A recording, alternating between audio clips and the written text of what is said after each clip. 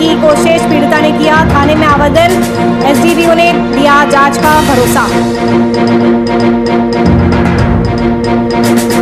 रोहतास में सीआरपीएफ जवान को अपराधियों ने मारी गोली, गोली लगने से जवान की मौत, परिवार में छाया मातम।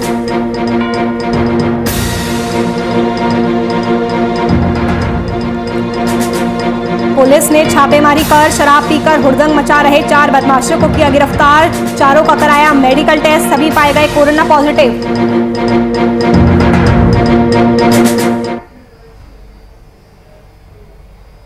नमस्कार, वीआईपी न्यूज देख रहे हैं आप, मैं आपके साथ नुपुर सक्सेना। यास तूफान का असर अब बिहार में भी देखने को मिल रहा है। इसके तहत मौसम विभाग ने यह भी दावा किया है कि अगले 1-2 दिनों में पटना सहित बिहार के कई हिस्सों में बारिश की संभावना है। जब बरसात की बात होती है तो पटना के लोग सहम जाते हैं, क्योंकि उनके जहन में आज भी साल 2019 की जल जमाव का मंजर आ जाता है। लेकिन इस बार नगर निगम का यह दावा है कि 2021 की बरसात में पटना नहीं डूबेगी। वहीं मुख्यमंत्री नीतीश कुमार ने वीडियो कॉन्फ्रेंसिंग के माध्यम से चक्रवाती तूफान यास और कोविड-19 से संबंधित उच्च स्तरीय समीक्षा बैठक कर रहे हैं।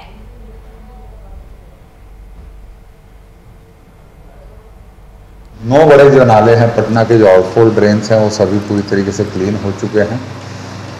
जितने भी सम्प हाउसेज 42 सम्प हाउसेज हैं वो पूरी तरीके से तैयार हैं। बुड़को उसमें पूरा कोऑर्डिनेट हम बुड़को के साथ कर रहे हैं। साथ ही साथ हम लोग अराउंड 21 लोकेशंस पे टेम्पररी डीपीएस भी लगाए हैं, वो भी सभी जगह तैयार हैं। और जनरल जो वार्ड की क्लीनिंग होती है वो भी ऑलमोस्ट 90-95% हो गई है। 3-4 दिन का काम बाकी है।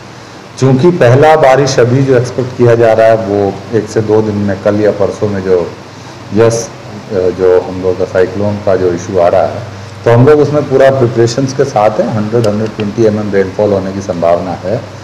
जनरली जो हम लोग की इंस्टॉल कैपेसिटी है वो उतनी है। जितने भी इस तरीके के वाटर लॉगिंग के एरियाज़ हैं, राजेंद्र नगर है, कंकड़ बाग है, पाटलिपुत्रा है, राजवंशी नगर का इलाका है, और बाईपास के उस तरफ दक्षिण का जो इलाका है, उन सभी जगह हम लोगों ने मुकम्मल व्यवस्था की है। 150 के अराउंड छोटे पंप्स भी हम लोगों ने डिप्लॉय किए हैं ऐसे इलाकों में जहां जल जमाव की समस्या ज़्यादा होती है। पर ज़्यादा जानकारी के लिए हमारे संवाददाता कुमार गौतम हमारे साथ जुड़ चुके हैं। कुमार गौतम, जिस तरह से बिहार में अब यास का असर भी देखने को मिल रहा है, मौसम विभाग की आने वाले दिनों को लेकर क्या चेतावनी है? देखिए नुपुर, साफ तौर पे मौसम विभाग ने पूर्वानुमान घोषित कर रखा है, और खास करके जो समुद्र के तटीय इलाके हैं, उड़ीसा के कई जोन पड़ते हैं, पश्चिम बंगाल के कई जोन हैं, तो उसका असर तो उन राज्यों में पड़ेगा ही। इसके अलावा बिहार, झारखंड के जो इलाके हैं जो उड़ीसा और बंगाल से अटैच हैं, वहां पर भी उसका असर देखने को मिलेगा। और चक्रवात का तूफान का असर इस कदर होगा कि बिहार के कई जिले येलो अलर्ट पर हैं, यानी कि रेड जोन पे झारखंड के कई जिले हैं, बिहार के कई जिले येलो अलर्ट पे हैं। यानी कि यहाँ पे चक्रवात का जो असर है वो कमजोर पड़ेगा, लेकिन असरदार होगा। इसलिए असरदार होगा क्योंकि 150 किलोमीटर प्रति घंटे की रफ्तार से हवाएं चलेगी, जिसका असर बिहार के तमाम जिलों पर लगभग पड़ेगा। और खास करके उत्तर पूर्व दक्षिण बिहार के जो जिले हैं, खास करके भागलपुर या कोसी का जो सीमांचल इलाका है, उन इलाकों में चक्रवात का असर व्यापक पैमाने पर होगा। आज सीएम नीतीश ने भी बैठक की है तूफान को लेकर और कोरोना को लेकर भी। बैठक में क्या कुछ खास रहा? देखिए, बैठक में सरकार पहले ही बैठक कर चुकी है, पूरे जिले को अलर्ट कर चुकी है। और इसके अलावा राजधानी पटना की बात करें तो पटना में भी जो चक्रवात का असर होगा उससे भारी बारिश की संभावना है, वज्रपात की संभावना है। लिहाजा जो एनडीआरएफ की टीम है वो भी चौकन्नी है, अलर्ट पे है।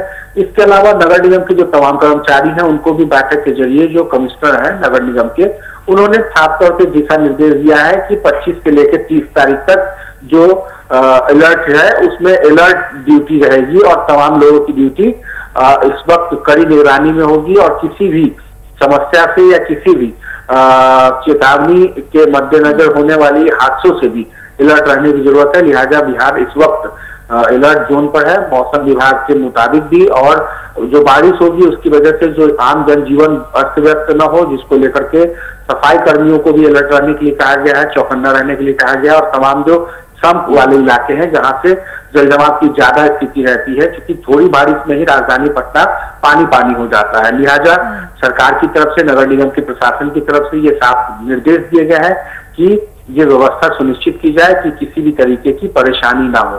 जी कुमार गौतम, क्योंकि इस वक्त हम दोहरी मार से गुजर रहे हैं, कोरोना भी है, तो ऐसे में क्या कुछ तैयारी की जा रही है कि जो कोरोना मरीज अस्पताल में भर्ती है तो उनको कोई दिक्कत की ना हो तूफान की वजह से, ताकि बिजली आपूर्ति की सप्लाई ढंग से हो पाए? बिल्कुल, आपने ठीक सवाल पूछा है। सबसे ज्यादा चिंता इस वक्त चक्रवात में फंसने वाले लोग या चक्रवात से होने वाले भविष्यवाणी या फिर उनको लेकर के नहीं है। इस वक्त सबसे ज्यादा अगर समस्या किसी बात को लेकर के है तो वो है अस्पताल की समस्या। अस्पताल में जो राजधानी पटना के तमाम जो बड़े और जो गैर सरकारी अस्पताल है, उन अस्पतालों में ऑक्सीजन की व्यवस्था हो, बिजली अगर आपूर्ति बाधित होती है, क्योंकि ये एक लंबा पीरियड होगा। 25 तारीख यानी आज से लेकर के 30 तारीख तक अगर गणना करें तो लगभग 5 दिनों तक ये रहेगा। तो 5 दिनों तक बिजली की पूर्ण व्यवस्था हो, कहीं भी बाधित ना हो। ठीक है गौतम, शुक्रिया आपका तमाम जानकारी हमसे साझा करने के लिए।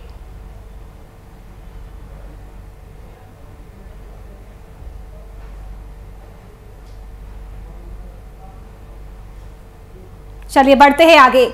पूर्व सांसद और जाप के राष्ट्रीय अध्यक्ष पप्पू यादव की गिरफ्तारी के बाद पार्टी के द्वारा लगातार आंदोलन किया जा रहा है और वहीं सड़कों पर उतरकर प्रदर्शन भी किया जा रहा है और सरकार के खिलाफ जमकर आक्रोश भी जताया जा रहा है। वहीं 26 मई को भी काला दिवस मनाने की घोषणा की गई है। साथ ही जाप नेता ने नीतीश सरकार पर जमकर हमला बोला है और सरकार से अपने नेता की रिहाई की मांग की है। डॉक्टर उपलब्ध है, न ऑक्सीजन उपलब्ध है, न दवा उपलब्ध है और रोज नीतीश कुमार रोज कोरोना गाइडलाइंस जारी कर रहे हैं। आज का दिए प्रतिनिधि लोग भी घर से नहीं निकलेंगे तो कौन लोग निकलेंगे? क्या अफसरशाही होने जा रहा है बिहार? यहाँ का डीएम ही अब सरकार चलाएंगे। आज जो व्यवस्था है लोकतंत्र समाप्ति की ओर जा रही है। कड़ी लगाकर है, ये किसी सजा को नहीं काट रहे, बल्कि भारत के सारे लोग मत ये हैं, जहाँ चाइना से ये बीमारी शुरू हुई थी। कोरोना काल में हुए लॉकडाउन के बाद कई गरीब और दैनिक मजदूरों के सामने खाने पीने की समस्या आ गई है। ऐसी कई संस्थाएं हैं जो लगातार लोगों को मदद कर रही है। ऐसी ही बीजेपी क्रीड़ा प्रकोष्ठ के द्वारा रेडियो स्टेशन के पास गरीबों को खाना खिलाया गया, जिससे क्रीड़ा प्रकोष्ठ के मुख्यालय प्रभारी राजेश यादव ने बताया कि अगले 1-2 दिन में क्रीड़ा प्रकोष्ठ के प्रदेश प्रवक्ता राजीव रंजन यादव और क्षेत्रीय प्रभारी आनंद कुमार सिन्हा जी के नेतृत्व में पटना के स्लम बस्तियों में भोजन के साथ ही साबुन, मास्क और सैनिटाइजर का वितरण भी किया जाएगा। इस बार भी लॉकडाउन को देखते हुए गरीब, जरूरतमंद, असहाय लोगों के बीच भोजन वितरित का कार्य शुभारंभ की है। कल इसका शुभारंभ हम लोग ने भारतीय जनता पार्टी प्रदेश के मुख्यालय से किया है और ये अनवरत पूरा जून माह तक हम लोग करते रहेंगे। और ये मैंने एकदम जान जाइए इतने कि ये हमारे कार्यकर्ताओं के सौजन्य से, सहयोग से हो रहा है। जैसे कल और आज का भोजन का जिम्मा हमारे प्रवक्ता है राजीव रंजन यादव जी उठाए हैं। शनिवार रविवार का जिम्मा आनंद जी उठाएंगे। जून का पूरा सप्ताह का राजेश जी हमारे मुख्यालय प्रभारी हैं, उनके द्वारा किया जा रहा है। इसी तरह सभी कार्यकर्ताओं के द्वारा के सहयोग से क्या सामग्री देखिए हम लोग चेंज करते हैं। जैसे सोमवार मंगलवार को पूरी सब्जी बांटते हैं, शनिवार को बैठा के खिचड़ी खिलाएंगे, रविवार को चावल दाल सब्जी भुंजिया बैठा करके खिलाएंगे।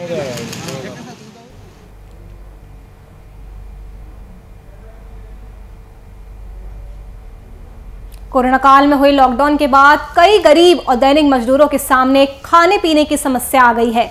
ऐसे में कोई संस्था है जो लगातार उन लोगों की मदद कर रही है। रोज उनके लिए खाने की व्यवस्था की जा रही है। इसी कड़ी में पीयू के पूर्व अध्यक्ष दिव्यांशु भारद्वाज, दीनदयाल समिति और कई संगठनों ने गरीबों को खाना मुहैया कराया है। हम लोग जो अभी जो महामारी आई है, मानव जाति पर इतना बड़ा जो संकट है, हम लोग उससे बचाव के लिए उस महामारी के कारण जो लॉकडाउन लगा हुआ है अभी, इस महामारी से बचाव के लिए लॉकडाउन की वजह से जिनकी रोजी रोटी पर खतरा हो गया है, जिन्हें रोजी रोटी पर आफत है, वैसे लोगों के बीच में जिन्हें खाने पीने की दिक्कत है, उन्हें हम लोग रोज 1000 पैकेट भोजन का, आहार का वितरण कर रहे हैं। पानी की बोतल दे रहे हैं, मास्क दे रहे हैं, सैनिटाइजर दे रहे हैं, जरूरत की दवाइयाँ दे रहे हैं। और हमारा कोशिश ये है कि लॉकडाउन की वजह से जो लोग रोजी रोटी से दूर हैं, उन्हें खाने पीने की दिक्कत नहीं हो, कम से कम। कैमरा देख के तो पोस्ट करवा दे रहे हैं। खोज नहीं कीजिए, देते जाइए, निकाल लीजिए, हाथ से दिखाइए।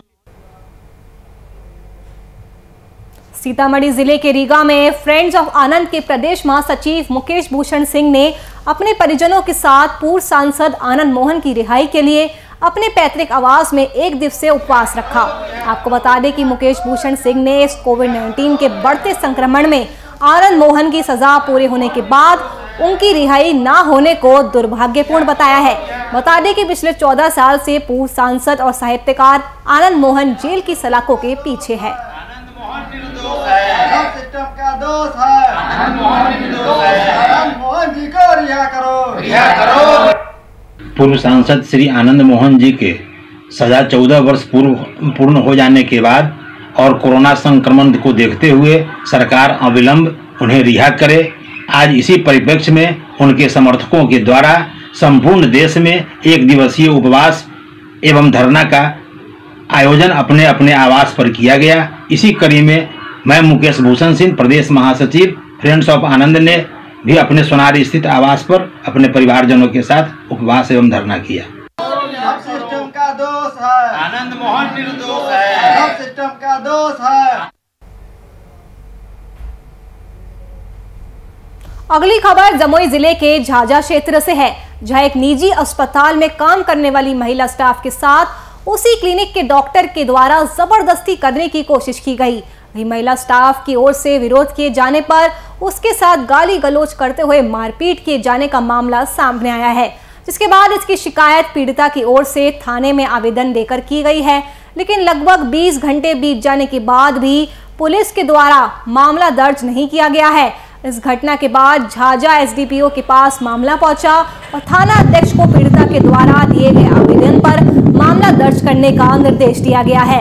वह इस मामले में झाझा के एसडीपीओ सतीश चंद्र मिश्रा ने बताया कि मामला उनके संज्ञान में आया है, जिसके बाद थाना अध्यक्ष को निर्देश दिया गया है कि पीड़िता के आवेदन पर मामला दर्ज कर मामले की निष्पक्ष जांच की जाए।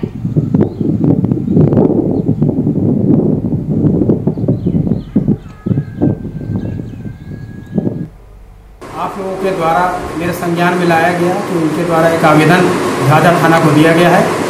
मैंने थाना अध्यक्ष झाझा को निर्देशित किया है कि इस संबंध में प्राथमिकी दर्ज कर उचित कानूनी कार्रवाई की जाए। प्रशांत किशोर हमारे साथ जुड़ चुके हैं। प्रशांत, डॉक्टर की हैवानियत का मामला सामने आया है, क्या है पूरा मामला, विस्तार से बताइए। हाँ जी, मैं बता दूं कि जमुई जिले के झाझा थाना क्षेत्र अंतर्गत चीतोचक गांव है, जहां पे जनता सेवा सदन नाम की एक क्लिनिक, प्राइवेट क्लिनिक चलाई जाती है, जिसके संचालक हैं डॉक्टर के सेट्टी। और इनके यहाँ महिला स्टाफ के रूप में नर्स जो है लगभग बीते 10 वर्षों से वहां पे काम कर रहे थे। और जो मामला जो परसों जो इस मामला जो आया है, जो प्रकाश में जो सामने आया है, वो मामला ये है कि उस जनता सेवा सदन में काम करने वाली वह जो महिला नर्स थी, उसके साथ जो है छेड़खानी करने का प्रयास किया गया। और जब उसका ये विरोध किया तो उसके साथ मारपीट भी की गई। और इस मामले को लेकर उक्त महिला जो है, जो महिला स्टाफ थी, वो झाझा थाना में जाती है मामला दर्ज कराने के लिए। लेकिन वहां थाना प्रभारी के द्वारा जो है आवेदन को स्वीकार नहीं किया जाता और मामला दर्ज नहीं होता। तब फिर जो है बड़ी पदाधिकारी एसडीपीओ जो है मिश्रा जी, उनके पास जो है ये मामला जाता और तब जाकर जो है जो एसडीपीओ है उनके आदेश पर जो है थाना अध्यक्ष श्रीकांत कुमार वो जो है मामला दर्ज करते हैं। चलिए, शुक्रिया प्रशांत आपका तमाम जानकारी हमसे साझा करने के लिए।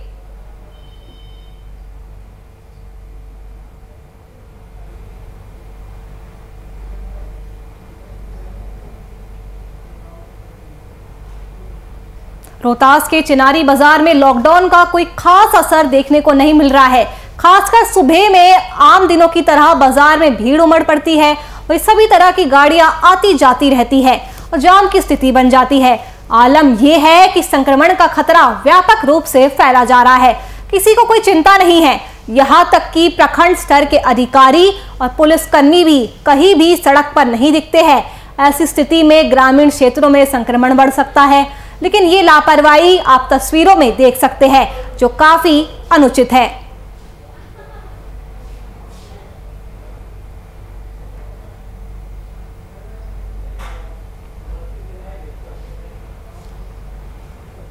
रोहतास में ड्यूटी से लौटकर छुट्टी में अपने घर आए एक सीआरपीएफ जवान को अपराधियों ने गोली मारकर उसकी हत्या कर दी। घटना राजपुर के बलीगांव गांव की बताई जा रही है, जहां घटना के बाद क्षेत्र में दहशत का माहौल कायम हो गया। वहीं जवान के परिजनों में मातम पसरा हुआ है। घटना की सूचना मिलते ही पुलिस मामले की जांच में जुट गई है। वहीं मामले में पुलिस ने एक आरोपी को भी गिरफ्तार कर लिया है, साथ ही अन्य आरोपी की तलाश जारी है। जिसके बाद पुलिस ने शव को कब्जे में लेकर पोस्टमार्टम के लिए सदर अस्पताल सासाराम भी भेज दिया है। फिलहाल अब तक परिजनों की ओर से थाने में कोई आवेदन नहीं दिया गया है।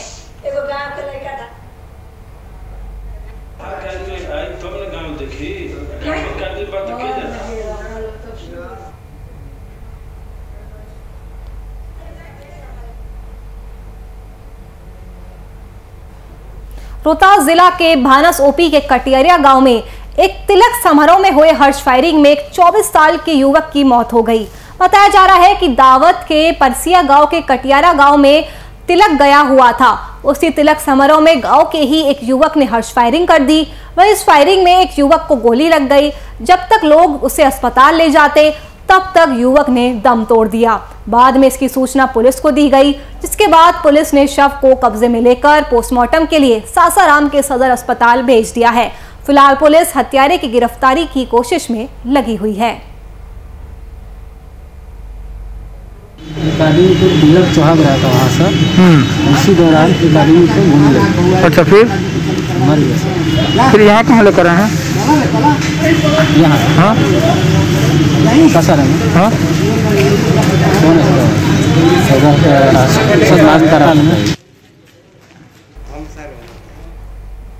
तो तिलक समारोह में हर्ष फायरिंग हुई है। फायरिंग में 24 साल के युवक की मौत हो गई, लेकिन अभी तक परिजनों की तरफ से कोई भी मामला दर्ज नहीं कराया गया है। पहले भी ऐसे कई मामले सामने आए हैं, कानून बनाया गया है, लेकिन उसके बावजूद हर्ष फायरिंग के मामले थमने का नाम नहीं ले रहे हैं। फायरिंग में इस बार 24 साल के युवक को अपनी जान से हाथ धोना पड़ा, लेकिन परिजनों की तरफ से अभी पुलिस में किसी भी तरह की शिकायत नहीं कराई गई है। तो हर्ष फायरिंग में 24 साल के युवक की मौत हो गई। पहले भी बिहार में हर्ष फायरिंग की वजह से कई लोग अपनी जान गंवा चुके हैं। अररिया जिले के मनरेगा कार्यालय में पुलिस ने गुप्त सूचना के आधार पर छापेमारी कर शराब पीकर हुड़दंग मचा रहे 4 बदमाशों को गिरफ्तार किया है। वही बताया जा रहा है कि गिरफ्तार लोगों में अकाउंटेंट के साथ 4 लोग शराब पी रहे थे। इसकी सूचना पुलिस को मिली तो पुलिस ने तुरंत कार्रवाई करते हुए छापेमारी अभियान चलाया और चारों बदमाशों को धर दबोचा। वही चोरों को मेडिकल टेस्ट के लिए नरपतगंज पीएचसी लाया गया था, जहां चारों का टेस्ट कोरोना पॉजिटिव पाया गया है। मामले की पुष्टि करते हुए नरपतगंज थाना अध्यक्ष एम ए हैदरी ने बताया कि गुप्त सूचना के आधार पर छापेमारी कर मनरेगा कार्यालय से 4 बदमाशों को गिरफ्तार किया गया है और सभी का टेस्ट कोरोना पॉजिटिव पाया गया है। चारों पर प्राथमिकी दर्ज कर जेल भेजने की बात कही गई है।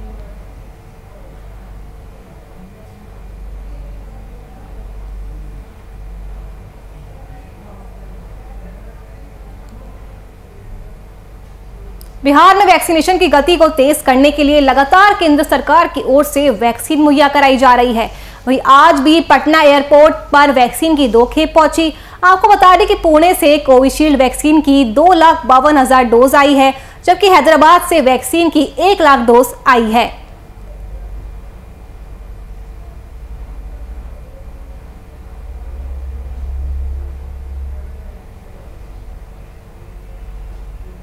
मुजफ्फरपुर में मानवता को शर्मसार करने वाली तस्वीर सामने आई है, जहां घर से शहर इलाज कराने जा रहे मरीज की रास्ते में मौत के बाद ऑटो चालक ने कोरोना का मरीज समझकर उसे बीच सड़क पर रखकर वो भाग गया।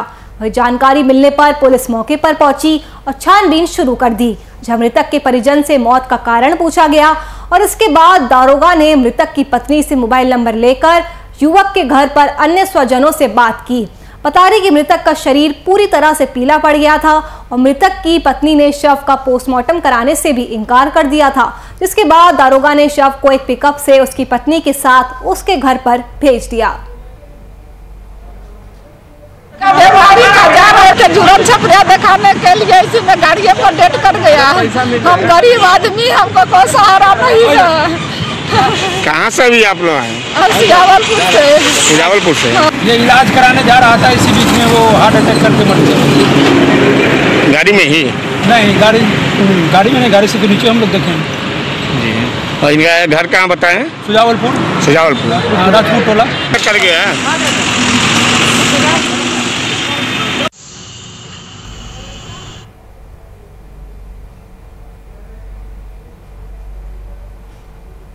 शेखपुरा में लॉकडाउन के नियमों की जमकर धज्जियां उड़ाई जा रही है, जिसे देखते हुए अपर अनुमंडल पद अधिकारी पुलिस प्रशासन के साथ सड़क पर उतरे।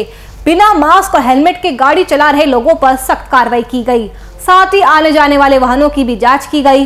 गौरतलब है कि जिले में लॉकडाउन के नियमों की जमकर धज्जियां उड़ाई जा रही है, जिसे देखते हुए अपर मंडल अनुमंडल पद अधिकारी ने आवश्यक कार्रवाई के साथ ही लोगों को मास्क पहनने और सोशल डिस्टेंसिंग का पालन करने के भी निर्देश दिए हैं। उनका जो फिर से सरकार द्वारा 1 सप्ताह एक्सटेंड किया गया है 25 से 1 तारीख तक, तो हम लोग का कोशिश है, जिला प्रशासन, पुलिस, नगर परिषद सबका कोशिश है कि मैक्सिमम उसका अनुपालन करवाया जा सके। उसी के तहत रोको टोको एक्सरसाइज चल रहा है।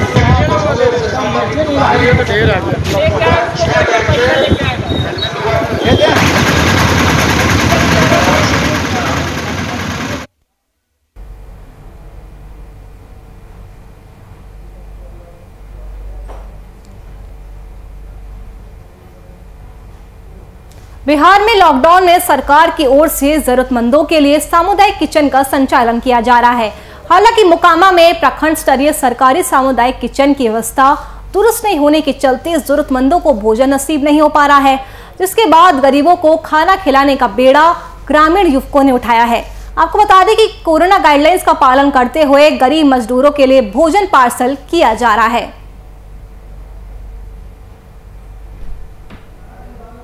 कई दिनों से जब से लॉकडाउन लगा है, हम लोग गरीबों के लिए भोजन की व्यवस्था किए हैं दोनों टाइम। चूँकि सरकार की ओर से प्रखंड में एक ही सार्वजनिक किचन चल रहा है, वो भी मोकामा नगर परिषद में चल रहा है। मोकामा नगर परिषद से दरियापुर 8 किलोमीटर दूर है। सभी लोगों को वहाँ जाना संभव नहीं है, इसलिए हम लोग सभी बुद्धिजीवी लोग तय किए कि हमारे गांव में गरीब लोग ही, मजदूर लोग हैं, जिनको खाने की काफ़ी दिक्कत हो जाती है लॉकडाउन के दरमियान। उसके लिए सब गरीबे लोग से चंदा लेके गरीबे लोग को भोजन करवाया जा रहा है दोनों टाइम।